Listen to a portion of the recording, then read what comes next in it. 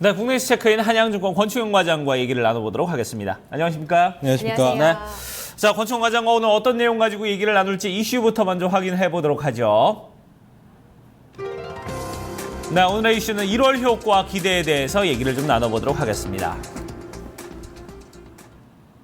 자, 글쎄요. 지금 일단 제목만 봐서는 1월이 상당히 좀 기대가 되는 그런 상황인데 사실 지난 한 달 동안 참 우리 증시 많이 좀 암울했습니다. 특히 지금 외국인들의 매도세. 도대체 코스피 시장 같은 경우는 외국인들이 사들인 게 과연 언제였을까 하는 생각이 들 정도로 너무나 오랜 기간 동안 그것도 좀 최근에 한 열흘 동안은 계속해서 글쎄요. 그냥 1,000억도 안 되는 거래 금액에서 좀 계속해서 좀 매도세가 나왔던 그런 모습이었는데 1월에는 좀 어떻게 달라질지 모르겠습니다. 네, 일단은 결론부터 말씀드리면은 올해도 만만치 않은 시장을 보여줄 것이다. 다만 1월 효과는 충분히 기대해 볼 만하다라고 좀 말씀드릴 수 있을 것 같고요.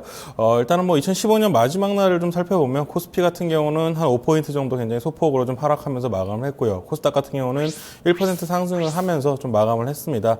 다만 외국인들의 매도폭이 좀 현저히 좀 많이 줄어드는 모습을 보였기 때문에 그 모습에서는 좀 긍정적이었다. 다만 이 매도세가 언제까지 나올 것이냐는 계속해서 좀 걱정거리로 남아있는 한 해였습니다. 일단은 기간 같은 경우는 코스닥을 매수하면서 코스닥 상승을 좀 굉장히 유발을 했기 때문에 그런 부분에 있어서는 내년 1월에도 상당히 좀 긍정적으로 보여지지 않겠는가 좀 생각을 하고 있고요.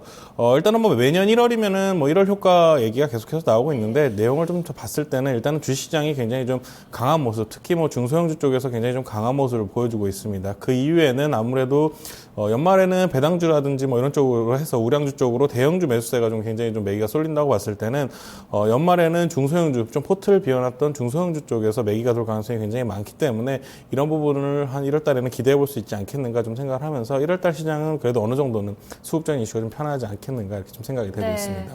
올해까지도 그러니까 미국의 금리 인상이 추가적으로 좀 남아 있는 상황이잖아요. 아무래도 3월이 첫 시기가 될 것이다라는 이야기가 나오는 만큼 그 전까지 1월은 조금 안심해도 좋겠다라는 이야기신 것 같은데 사실상 지난해랑 연장선상에 봤을 때는 모멘텀이라던가 호재라고 뚜렷하게 볼 게 없잖아요. 그런데도 불구하고 1월 효과를 기대할 수 있다고 봤을 때 어떤 근거들을 볼 수 있을까요? 일단은 저는 항상 가장 큰 호재는 주가 하락이 가장 큰 호재가 아니겠는가라고 좀 생각을 하고 있습니다. 가격적인 메리트가 충분히 부각될 수 있는 시점에 와 있다라고 좀 볼 수 있겠고요.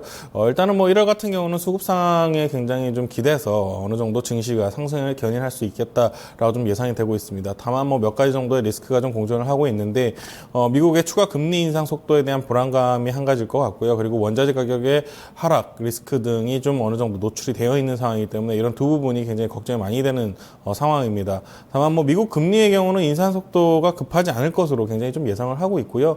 한 3개월마다 어느 정도 이슈가 될 것으로 좀 보고는 있지만 올해 같은 경우는 제가 봤을 때 한 3번 정도의 추가적인 금리 인상으로 봤을 때는 길게는 6개월에서 짧게는 3개월 정도의 어느 정도 갭이 있다라고 좀 생각을 하고 있기 때문에 그런 부분에서는 크게 걱정을 안 하셔도 될 것 같다라고 좀 생각을 하고 있고요.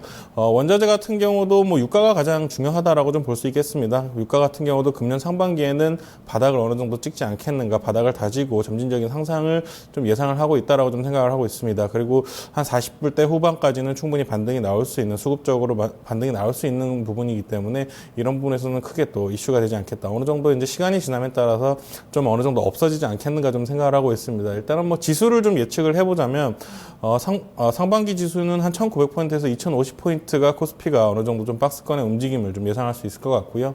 코스닥 같은 경우는 700포인트를 이번에 좀 돌파를 하느냐 안 하느냐가 굉장히 좀 중요하지 않겠는가 좀 생각을 하고 있는데 만약에 상승 돌파를 한다면 작년 상반기와 같은 모습이 나올 수 있을 정도로 굉장히 좀 강력하게 상승할 수 있겠다 이렇게 좀 생각을 하는 한 해가 될 것 같습니다. 네, 자 상승 돌파가 한다면은 코스닥 시장 큰 폭의 상승세를 좀 기대할 수 있다 이런 부분에 대해서는 어떤 긍정적인 포인트까지 좀 짚어주셨습니다. 자 그러면 이제 우리가 전체적으로 좀 시장 대응을 한다면은 좀 이런 관점에서 볼 때는 결국 또 중소형주 쪽으로 좀 들여다봐야 되는 건지 궁금하네요. 네, 맞습니다. 일단은 올 상반기까지는 중소형주가 아직까지는 좀 견조하게 움직일 가능성이 굉장히 크기 때문에 포트폴리오는 중소형주 위주로 좀 구성하시는 것이 유리하다고 좀 생각이 되고 있고요.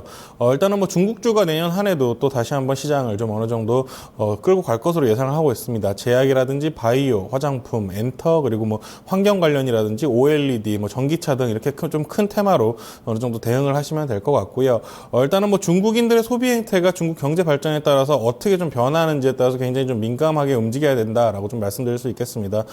다만 뭐 한국 같은 경우는 부동산 시장이 좀 출렁거릴 가능성이 있다라고 좀 계속해서 뉴스가 나오고 있기 때문에 이런 부분에서도 뉴스를 좀 어느 정도 굉장히 귀를 기울이시면 좀 올 한 해 좀 편안하게 좀 대응하실 수 있지 않을까 좀 이렇게 생각이 됩니다. 네, 올해 같은 경우에도 중국이 이슈가 가장 큰 핵심 키워드가 될 것이다. 그러면은 중소형주 같은 경우에는 언급해 주셨던 제약바이오, 화장, 뭐 OLED 같은 경우에는 지난 한 해에 꾸준히 잘 올라갔거든요. 여기에서는 저가 메리트를 찾기 좀 어렵잖아요. 후발주자를 노려야 될까요?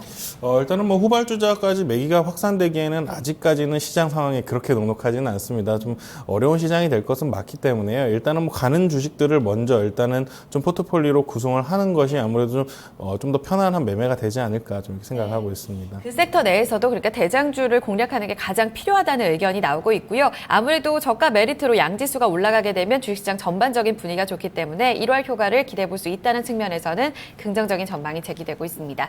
자, 오늘 전망은 여기까지 살펴보도록 하겠습니다. 한양증권 권중현 과장과 함께 이야기 나눴습니다. 감사합니다. 네, 고맙습니다.